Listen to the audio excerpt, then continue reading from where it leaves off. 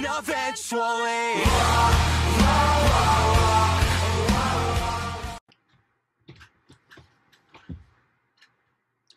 지금부터 2021년 1월 24일 더기쁨교회 주일 예배를 시작하도록 하겠습니다.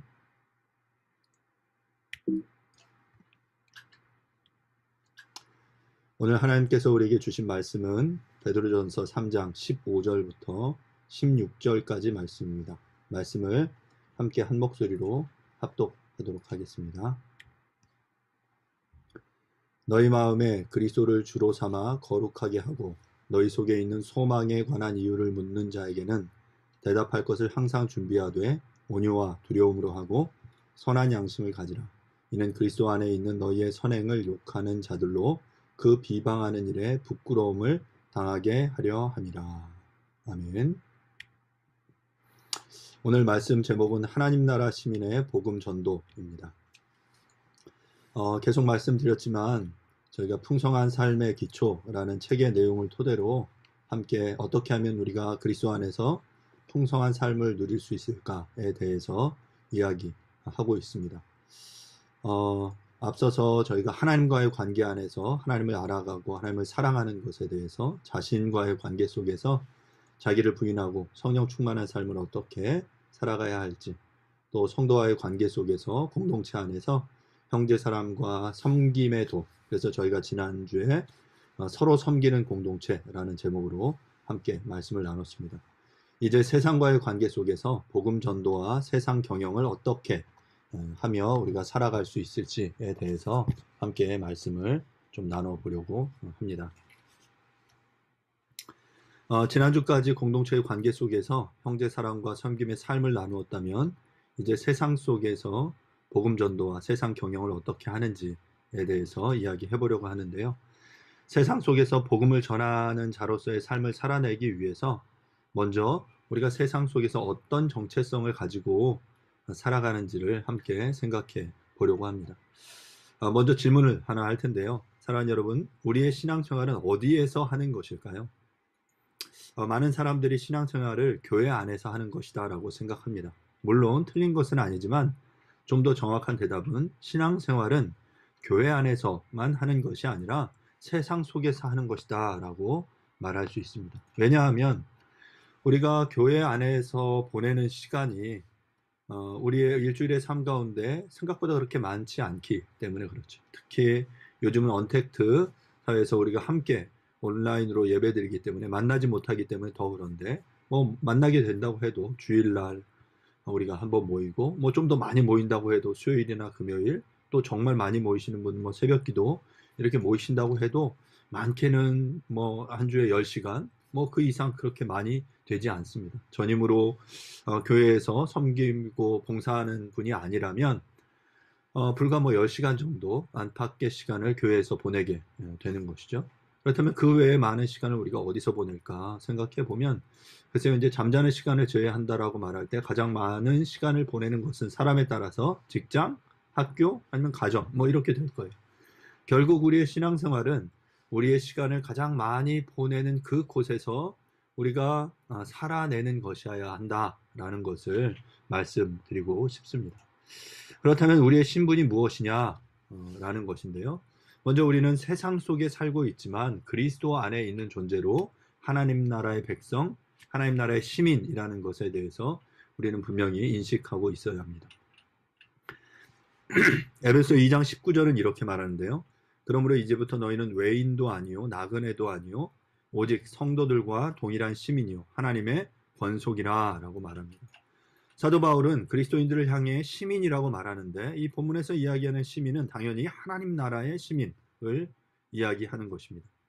우리는 원래 세상 속에서 살고 있었는데 하나님의 은혜로 그리스도를 알고 그분의 공로를 힘입어서 우리가 구원을 받게 된 거죠. 그리고 그분을 우리의 삶의 주인으로 받아들이고 그리스도 안에 속하게 되므로 우리는 이제 세상에 속한 존재가 아니라 하나님 나라의 시민이 된 것입니다.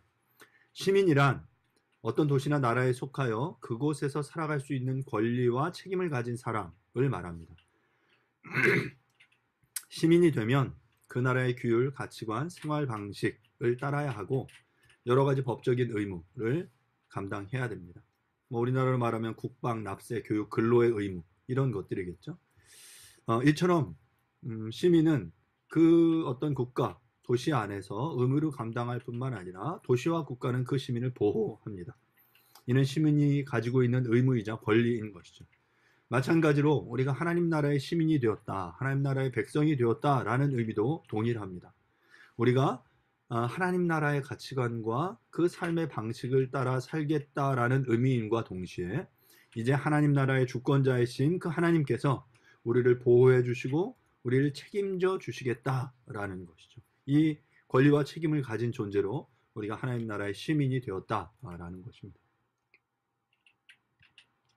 그렇다면 우리가 이 땅을 살아가는 하나님 나라의 시민인데 우리는 이 땅을 살지만 또한 아직 오지 않는 그 하나님 나라를 이렇게 기다리고 있는 존재들인 거죠. 이 땅에 이미 하나님 나라가 임했지만 아직 완성되지 않는 그 하나님 나라, 이 이미와 아직이라는 이 긴장 속에서 우리가 살아가고 있다라는 것입니다. 빌립보서 3장 20절, 21절은 이렇게 말합니다. 그러나 우리의 시민권은 하늘에 있는지라 거기로부터 구원하는 자, 곧 주 예수 그리스도를 기다리노니 그는 만물을 자기에게 복종케 하실 수 있는 자의 역사로 우리의 낮은 몸을 자기 영광의 몸의 형체와 같이 변하게 하시리라. 우리는 한국 국적을 가지고 외국에 사는 그런 사람과 같습니다. 우리가 예수님을 받아들이고 그분의 통치를 인정하고 받아들였을 때 우리는 이미 임한 하나님 나라에 속하게 된 것이에요. 하지만 그 나라는 아직 완성되지 않은 것이죠. 마지막 때 그리스도께서 다시 오셔서 우리의 몸을 영광스럽게 다시금 변화시켜 주신다라고 약속하셨죠. 우리는 이 이미와 아직이라는 이 팽팽한 긴장 관계 속에서 이 땅을 하나님 나라의 시민으로 살아가는 것입니다. 그렇게 하나님 나라의 시민으로 살아가는 우리의 삶은 참고 견딤이 우리 하나님 나라의 시민의 트레이드 마크가 된다라고 말할 수 있습니다. 요즘 트렌드 중에 한 달 살기, 한 달 살이 이런 것들이 이제 트레이드 막 유행이죠. 사람들이 뭐 제주도라든지 뭐 프랑스, 유럽이나 아니면 뭐 미국이나 아니면 남미, 아니면 호주 같은 그곳에서 한 달 동안 사는 것을 굉장히 소망합니다. 그것을 한 달 지내면서 그냥 며칠 동안 지나면서 그 관광으로는 누릴 수 없는 그런 그 도시나 그 지역의 어떤 속사를 그들이 들여다보고 함께 그것의 여유로움을 누리면서 그곳의 삶을 충분히 누리기 위해서 한 달 살이를 시작을 합니다. 하지만 우리가 이 땅에서 하나님 나라의 시민으로 살아간다는 건 한 달 살이 혹은 뭐 한두 주 정도의 관광 온 삶이 아니라 치열한 삶인 경우가 많습니다. 디모데후서 2장 12절은 이렇게 말하죠. 참으면 또한 함께 왕노릇할 것이요 우리가 주를 부인하면 주도 우리를 부인하실 것이라. 우리는 분명히 영적으로 하나님 나라의 시민권을 가지고 있지만 우리가 살고 있는 이 땅은 우리에게 이 땅의 세계관과 가치관, 삶의 방식을 우리에게 요구합니다. 이 땅의 세계관은 하나님 나라의 가치관, 삶의 방식과는 판이하게 다릅니다. 영원히 거할 하나님 나라의 시민권을 가진 우리가 이 땅에서 잠시 체류하는 삶의 특징이 바로 참고 견딤이다라고 말할 수 있습니다. 우리가 그렇게 참고 견뎌야 하는 이유는 말씀드린 대로 하나님 나라의 가치관과 이 세상의 가치관이 다르기 때문에 오는 갈등이에요. 세상의 방식을 따라서 이 땅을 살지 않겠다라고 우리가 다짐하고 그래서 하나님 나라의 가치관을 따라조차 살아가기 때문에 그 안에 필연적으로 갈등 상황이 생기고 그래서 그 속에서 참고 견뎌야 한다라는 것이죠.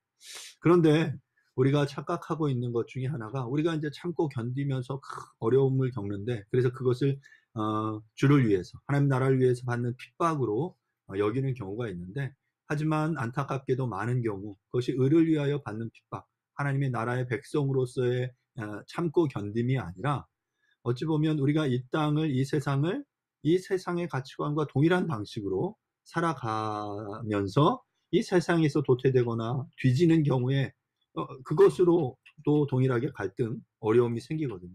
그러면서 착각하는 거예요. 내가 하나님을 위해, 의를 위해 핍박을 받는 거야 라고 착각하는 거죠. 사랑하는 여러분, 이러한 것들은 절대로 그 의를 위하여 받는 핍박이 아닐 뿐만 아니라 이런 것들이 하나님의 시민으로서 참고 견딤이 아니다 라는 것입니다. 우리가 이 세상과 다른 하나님 나라의 가치관을 따라 살기 때문에 오는 그 필연적인 갈등 상황, 그 상황 속에서 우리가 참고 견디는 바로 그것이 우리 하나님 나라의 시민으로서의 우리의 삶의 어떤 특징, 트레이드 마크다라는 것을 기억할 수 있기를 바랍니다. 우리는 이 땅에 그렇게 살아가는 하나님 나라의 시민인데, 그렇게 살아가게 될 때, 우리가 그렇게 참고 견디며 살아가게 될 때 필연적으로 세상이 우리를 미워한다라고 성경은 말하고 있어요. 요한복음 15장 19절은 너희가 세상에 속하였으면 세상이 자기를 사랑할 것이나 너희는 세상에 속한 자가 아니요 도리어 내가 너희를 세상에서 택하였기 때문에 세상이 너희를 미워하느니라. 예수님께서는 지금 요한복음 15장 19절에서 세상이 너희를 미워하는 이유에 대해서 분명하게 말씀해 주고 계십니다. 우리가 세상에 속해서 세상과 벗하며 함께 살아가면 세상이 우리를 좋아할 거예요. 사랑할 거예요. 갈등이 없어요. 그런데 우리가 세상에 속해 있는데 세상의 방식으로 살아가지 않기 때문에, 세상에 속한 자가 아니기 때문에, 또한 그 속에서 그리스도가 우리를 택하셨기 때문에 그리스도의 택함 받은 자로 그리스도의 그 가치관, 하나님 나라의 가치관으로 살아가게 될 때 세상이 너희를 미워하게 된다라고 주님께서 말씀하셨어요. 주님이 그렇게 미움을 받으셨고, 또한 우리가 그리스도인으로서 우리도 당연히 세상에서 그런 처우를 받게 된다라고 말씀하시는 것이죠.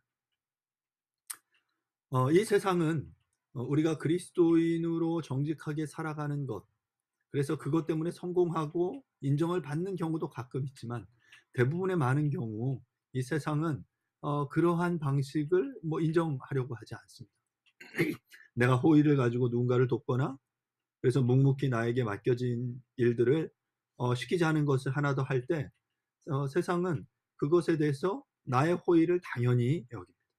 그리고 나중에는 그것들을 안 하는 것을 때 왜 안 하냐, 왜 안 해주냐 라고 도리어 우리에게 요구하기도 하죠.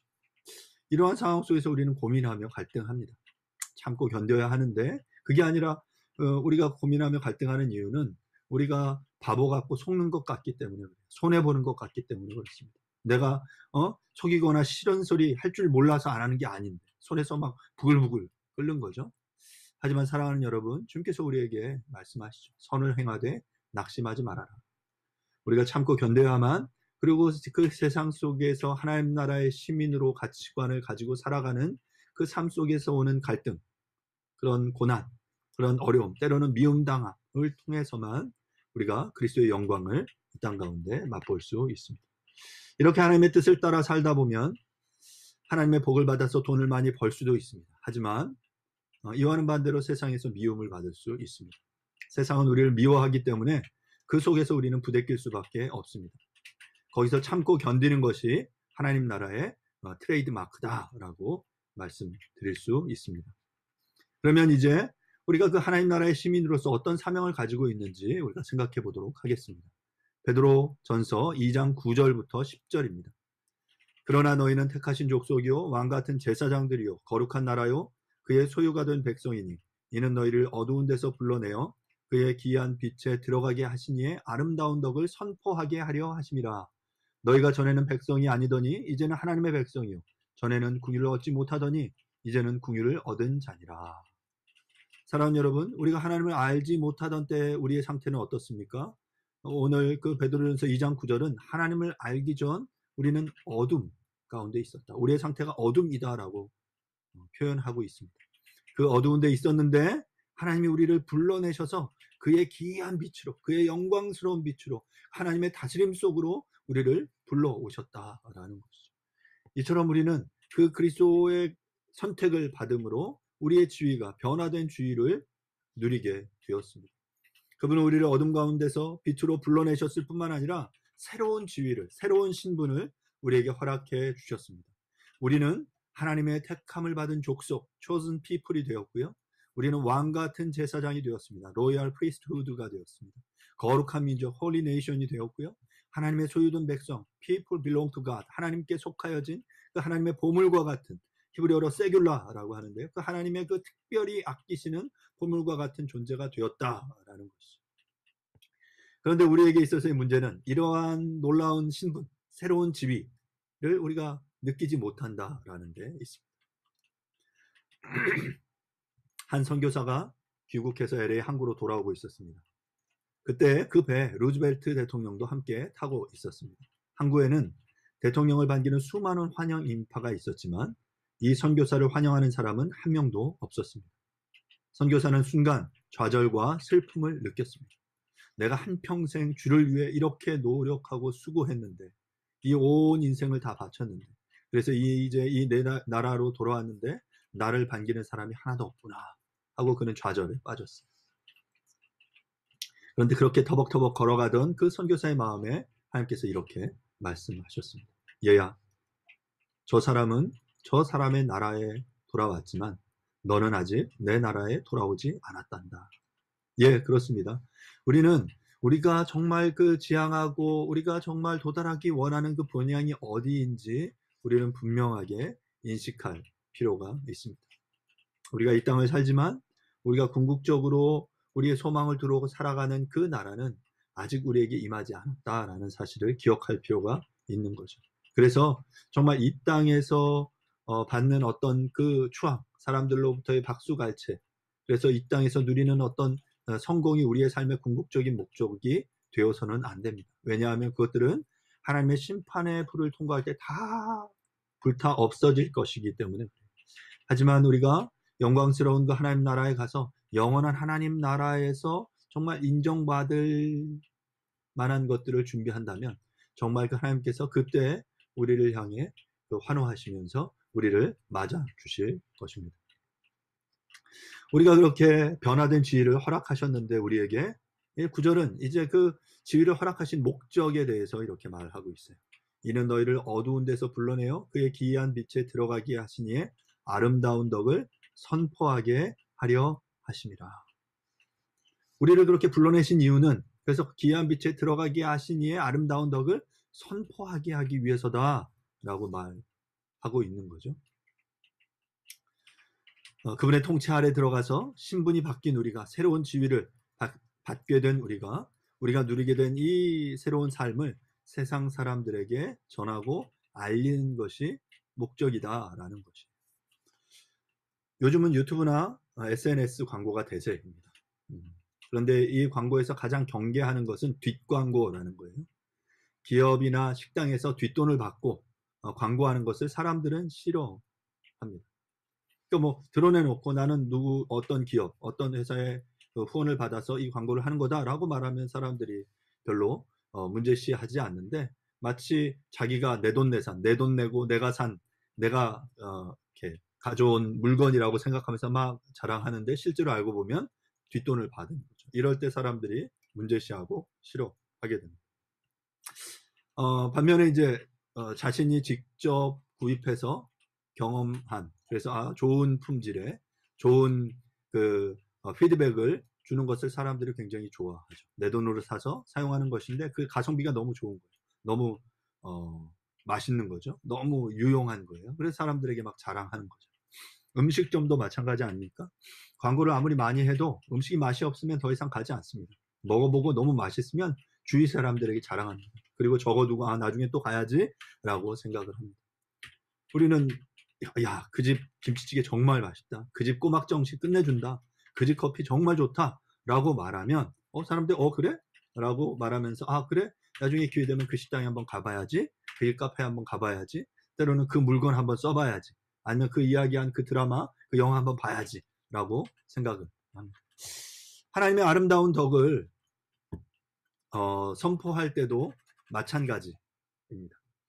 예수님을 믿으니까 너무 좋다. 라고 말하는데 그래서 야 너도 교회 다녀 라고 말하는데 그 사람의 얼굴을 보니까 날마다 찡그리는 얼굴을 하고 있고 날마다 불평불만이 그 입에서 흘러나오고 있다면 그 사람이 믿고 있는 예수님을 믿을 생각이 나겠습니까? 내가 새로운 지위를 누리지 못하고 있다면 하나님 나라의 시민으로서 하나님 나라의 백성으로서의 자존감, 기쁨이 흘러넘치지 않는다면 이를 권해도 큰 반응을 기대하기는 힘듭니다. 하나님 나라의 새로운 시민으로서 변화된 나의 삶을 솔직하고 건강하게 드러낼 때 사람들은 아 그래 저 사람이 저렇게 즐거움을 느끼고 기뻐하는 저건 나도 한번 해보고 싶어 라는 생각을 해보게 된다라는 것이죠. 자신에 대해서 균형 잡힌 생각을 가지고 건강한 자존감을 가지고 살아가는 것. 그래서 사람들을 용서하고 용납하는 것에 대해 점점 깊어지고 넓어지는 이러한 본질적인 삶의 변화를 주변 사람들이 인지하게 될 것입니다. 그리고 궁금해할 거예요. 아, 하나님을 믿으면, 예수를 믿으면, 하나님 나라의 시민이 되면 저런 삶을 살 수 있구나. 그렇다면 나도 하나님을 믿고 싶다. 이런 생각을 할 수 있게 되는 것이죠. 우리가 그리스도 안에서 온전한 구원을 누린다는 것은 다시 말해 세상에서 살되 세상에 속하지 않고 하나님의 다스림을 받기 시작했다는 것을 의미합니다. 이것은 인간에게 대단한 변화이자 축복이죠. 이러한 축복을 받은 사람은 당연히 이러한 축복을 나눌 수밖에 없어요. 이 기쁨이 너무 좋으니까.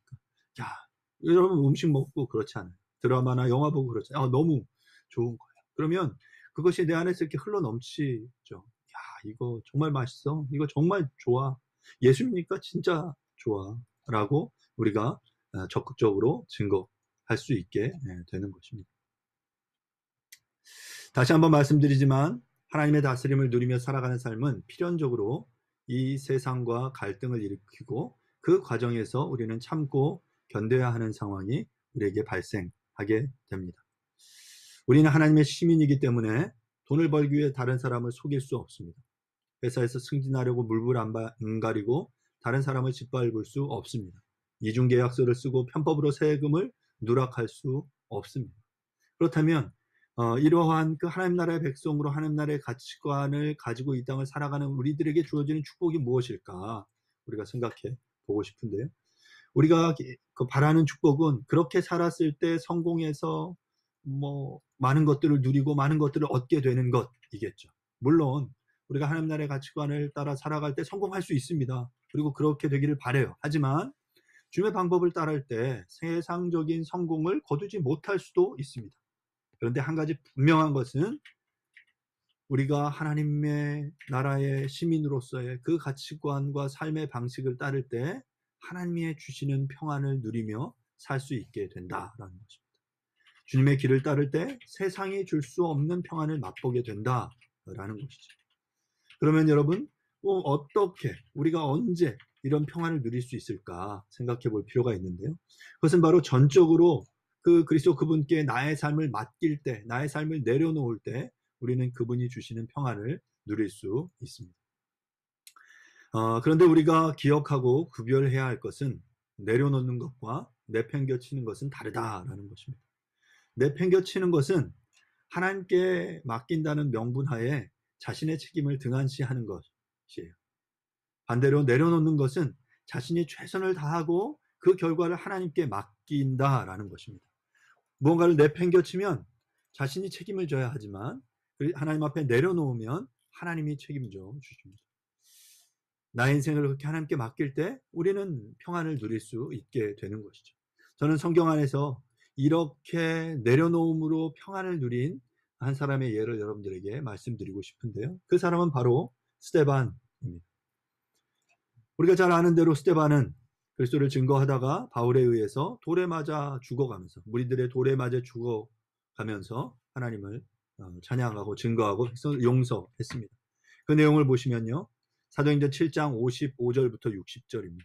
스데반이 성령 충만하여 하늘을 우러러 주목하여 하나님의 영광과 및 예수께서 하나님 우편에 서신 것을 보고 말하되 보라 하늘이 열리고 인자가 하나님 우편에 서신 것을 보노라 한데 그들이 큰 소리를 지르며 귀를 막고 일제히 그에게 달려들어 성 밖으로 내치고 돌로 칠세 증인들이 옷을 벗어 사울이라 하는 청년의 발 앞에 두니라. 그들이 돌로 스데반을 치니 스데반이 부르짖어 이르되 주 예수여 내 영혼을 받으시옵소서 하고 무릎을 꿇고 크게 불러 이르되 주여 이 죄를 그들에게 돌리지 마옵소서 이 말을 하고 자니라. 사랑하는 여러분, 스데반은 돌에 맞아 죽어가는 순간 하나님 보좌 우편에 서신 주님을 보았다라고 본문은 이야기하고 있어요. 보통 우리가 고백하는 사도신경에도 그 예수님께서 주님이 하나님 보좌 우편에 앉아 계신다라고 말하죠. 그런데 스데반이 돌에 맞아 죽는 그 순간에 예수님께서 하나님 보좌 우편에 앉아 계실 수가 없어서 일어나셔서 지금 그 스데반을 맞고 계시는 거예요. 그 순간 이 사도행전 앞에 6장 15절에 보면 스데반의 얼굴이 천사의 얼굴과 같았다라고 말해요. 여러분 상상이 가십니까? 지금이 어떤 상황이에요? 지금 복음을 전하다가 무리들이 그 소리 듣기 싫다고 귀를 막으면서 지금 스데반을 향해 돌을 던지고 있는 장면. 그래서 돌에 맞아 온몸이 피투성이가 돼서 이제 죽어가는 그 순간 그는 지금 눈을 들어 하나님 보좌 우편에 계신 그리스도를 바라보는 것이죠. 바로 그의 모든 것들을 하나님께 내려놓은 거죠. 오직 그분만을 바라보고 있는 거죠. 그리고 그 마음속에는 그리스도를 향한 그 평안함, 그 충만해진 그 상태. 그래서 그는 죽어가면서 고난당하면서 그 얼굴이 천사의 얼굴과 같이 되었고 죽어가는 그 순간 자신을 향해 돌을 치는 저들을 향해 저들을 용서하며 저들의 죄를 그들에게 돌리지 달라고 이야기합니다. 그리고 그 말을 하고 자니라라고 본문은 우리에게 이야기를 해주고 있습니다. 우리의 인생에서 돈, 결혼, 가정, 자녀 문제, 장래 여러 가지 이러한 문제들 평안이 없다면 여러분 하나님의 다스림 안에 온전히 내려놓을 수 있기를 간절히 바랍니다. 이렇게 자신이 그리스도 안에서 변화된 존재임을 진정으로 믿고 자신이 속한 나라가 이 세상이 아니라 하나님의 나라라는 사실을 받아들이고 세상에 속한 것들을 하나씩 하나님 그분의 다스림 아래에 내려놓을 때 우리는 자유와 평안을 누릴 수 있게 될 것입니다. 자, 그러면 이제 우리가 그 하나님 나라의 시민으로 그렇게 살아갈 때 그러면 우리가 해야 할 일이 무엇일까? 먼저 이제 축복을 알리며 전해야 되는데 그러기 위해서 먼저 우리가 거룩해져야 합니다. 오늘 함께 본 베드로전서 3장 15절 16절은 이렇게 말합니다. 너희 마음에 그리스도를 주로 삼아 거룩하게 하고 너희 속에 있는 소망에 관한 이유를 묻는 자에게는 대답할 것을 항상 준비하되 온유와 두려움으로 하고 선한 양심을 가지라. 이는 그리스도 안에 있는 너희의 선행을 욕하는 자들로 그 비방하는 일에 부끄러움을 당하게 하려 함이라. 우리가 가장 먼저 해야 할 일은 우리 마음에 그리스도를 주로 삼아 거룩해지는 것입니다. 앞서 저희가 내 관계를 이야기했죠. 하나님과의 관계, 자신과의 관계, 공동체의 관계, 세상과의 관계 속에서 진보를 이루어가는 거예요. 성숙해지는 거죠. 그 말 다른 말로 이야기하면 지금 이야기한 것처럼 하나님 속의 거룩함을 닮아가는 것이죠. 점점 우리가 먼저 그리스도를 주로 삼아 거룩해질 때 그 거룩해지는 그 변화된 삶을 이 세상 속에 흘려보내는 것입니다. 우리가 이렇게 거룩함을 추구할 때 사람들이 궁금해하고 우리에게 묻게 될 것입니다. 지금 이 시대에 전도가 잘 안 되는 이유는 우리의 삶이 그리스도인들의 삶이 세상 사람들이 보기에 매력적이지 않기 때문입니다. 거룩하신 하나님을 믿는다고 하면서 우리의 삶이 거룩하지 않습니다. 능력의 주님을 모시며 살아간다라고 하면서 우리의 삶에 능력이 나타나지 않습니다. 찌질해 보이는 삶을 살아요. 그런 삶을 누가 부러워하겠습니까? 뭔가 매력적인 모습을 보여야 하는 거죠. 여러분 취미 생활을 하거나 달리기나 피트니스, 웨이트를 한다라고 해봅시다. 자, 그것들을 통해서 내가 한 달 열심히 하루에 1시간씩 달리기를 했더니 아니면 그 웨이트장에 가서 열심히 웨이트를 했더니 몸에 근육도 생기고 막 가슴도 나오고 더 튼튼해진다. 그러면 사람들이 묻겠죠. 야, 너 뭐 했길래 그렇게 튼튼해진 거야? 건강해진 거야? 라고 묻겠죠. 또 피트니스 센터 가서 열심히 운동을 하는 거죠. 개인 트레이너의 지도를 받으면서 이런 운동을 했더니 몸이 달라졌어요.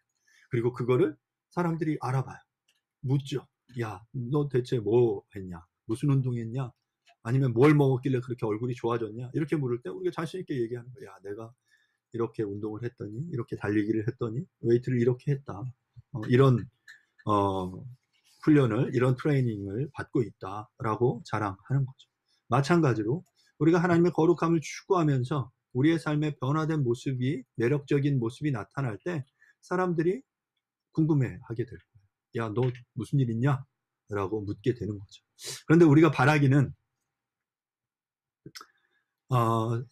그 사람들이 찾아와서 야, 네가 믿는 하나님 나도 믿고 싶다 라고 바로 얘기해 줬으면 좋겠어요.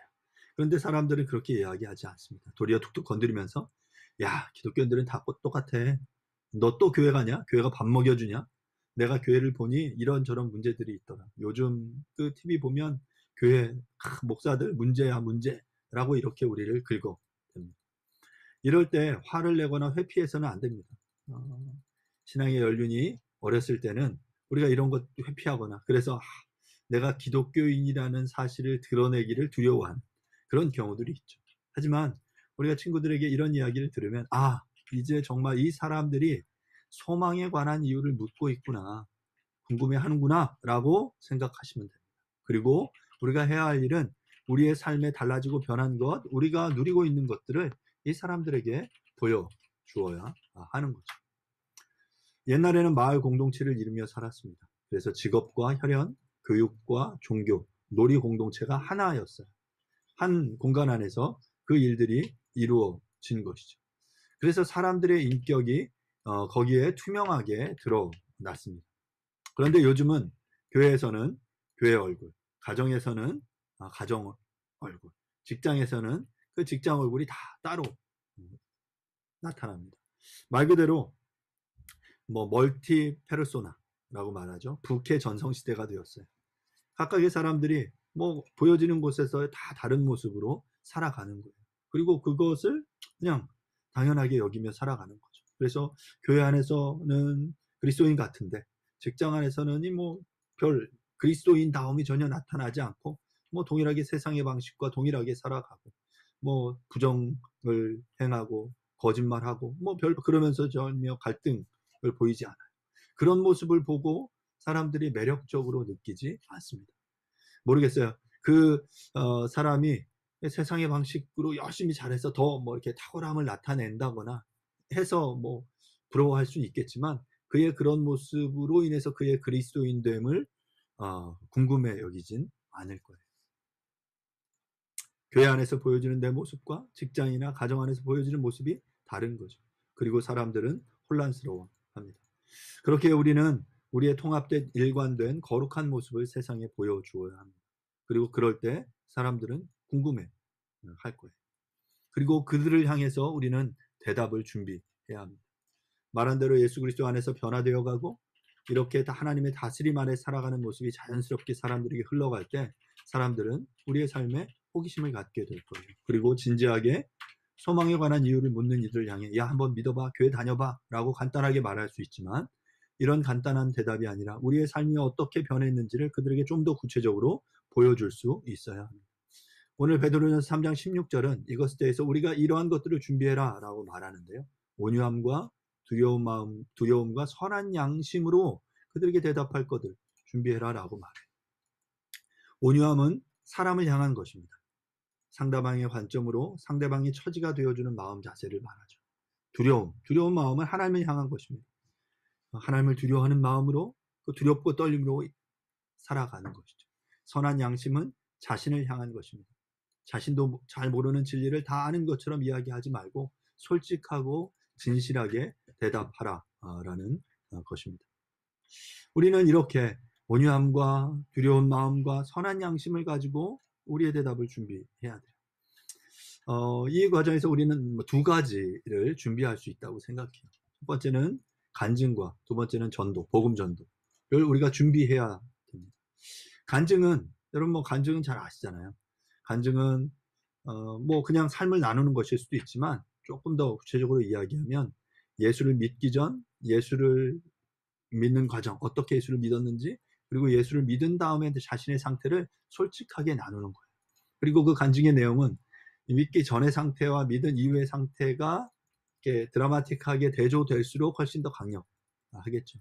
처음에는 그저 예수 믿으면 좋아 라고 단순하게 이야기했다면 이제 예수 믿으면 무엇이 좋은지 또 어떻게 하면 그런 삶을 살 수 있는지 더 솔직하게 개인적으로 그 삶을 나누는 것을 이야기할 수 있겠죠. 또한 복음 전도는 말 그대로 복음의 도를 전하는 것입니다. 그러려면 그 복음의 내용을 알아야 할 텐데 이 내용은 우리가 앞서 좀 설명을 한 바 있죠.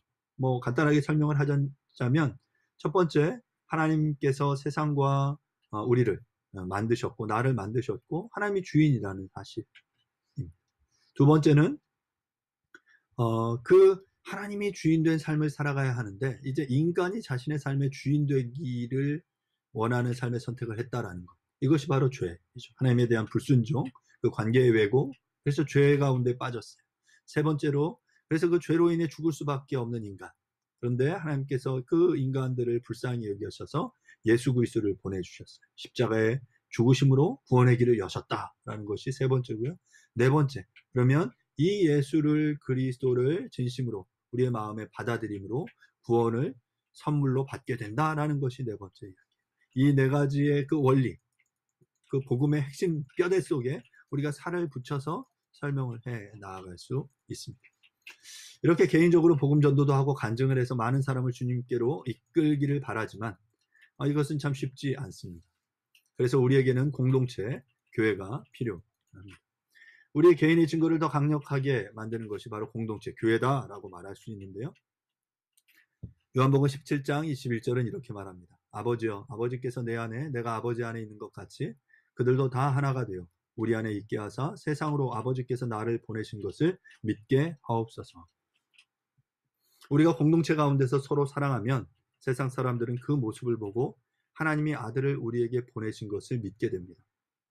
가장 좋은 복음 전도는 예수님을 정말 믿고 있는 그 공동체를 사람들에게 보여주는 것입니다. 내가 어떻게 변했는지를 알려주고 나를 그렇게 변하게 해준 공동체를 소개해 주는 것이야말로 가장 강력한 복음 전도다라고 말할 수 있습니다.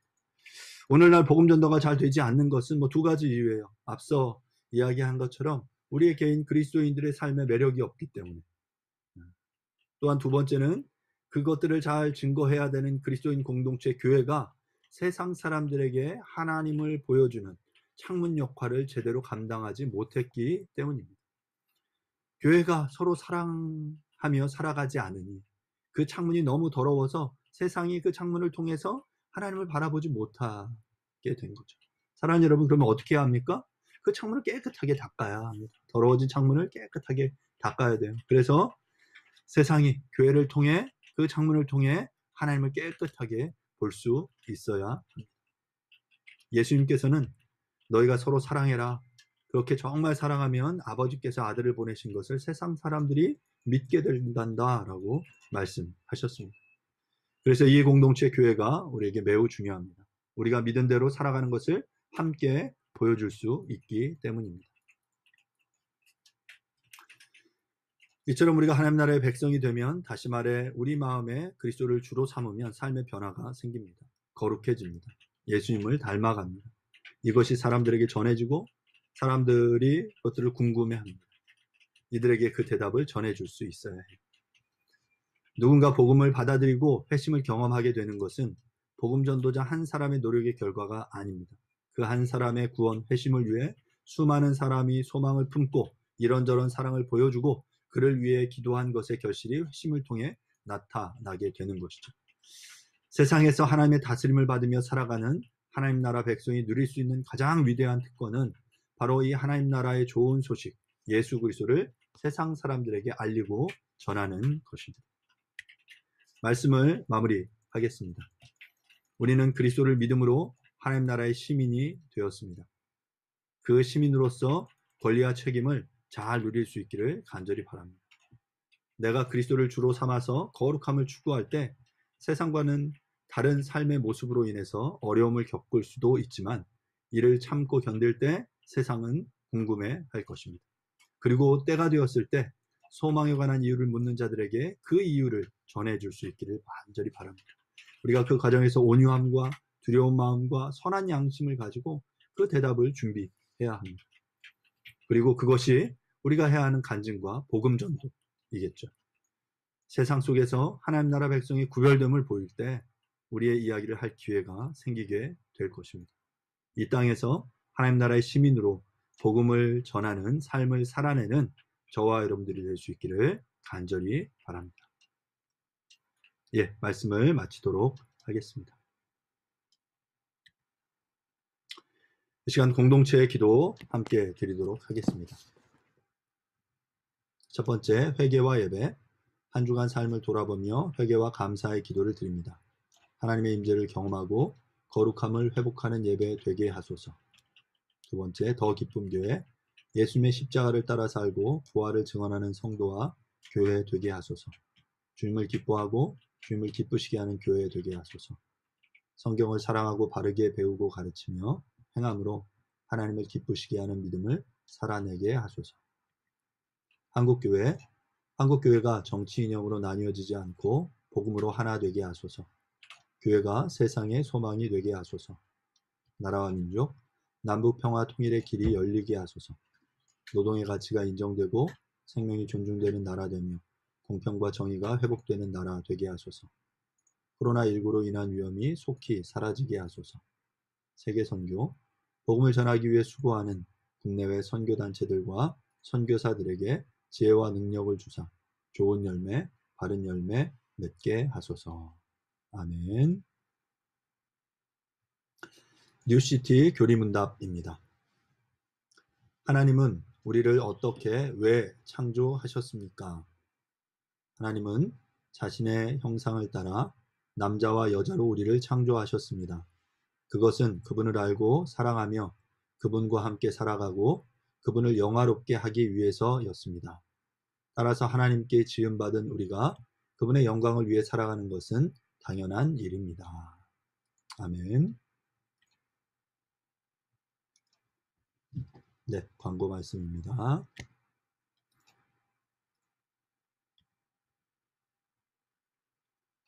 공동축도로 예배를 마치겠습니다. 여호와는 내게 복을 주시고 너를 지키시기를 원하며 여호와는 그의 얼굴을 내게 비추사 은혜 베푸시기를 원하며 여호와는 그 얼굴을 내게로 향하여 드사 평강 주시기를 원하노라. 아멘. Happen eventually.